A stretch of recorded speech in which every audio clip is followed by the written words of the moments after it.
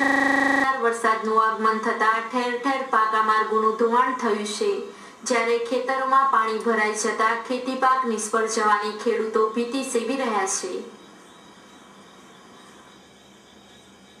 સાબરકાંઠાના મોડાસામાં એક વિરામ બાદ વરસાદનું આગમન થયું હતું.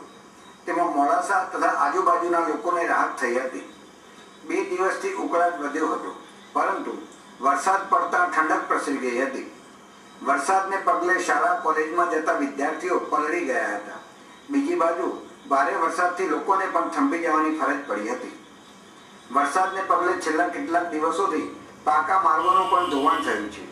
મોડાસામાં ઠેર ઠેર માર્ગો પર ખાડા પડી જતા લોકો પરેશાન થઈ ગયા છે, જ્યારે ખેતરોમાં પણ પાણી ભરાઈ જતા ખેડૂતો મુશ્કેલીમાં મુકાયા છે. હજુ વરસાદ ચાલુ રહેશે તો ખેતીનો પાક નિષ્ફળ જશે તેમ ખેડૂતોનું માનવું છે.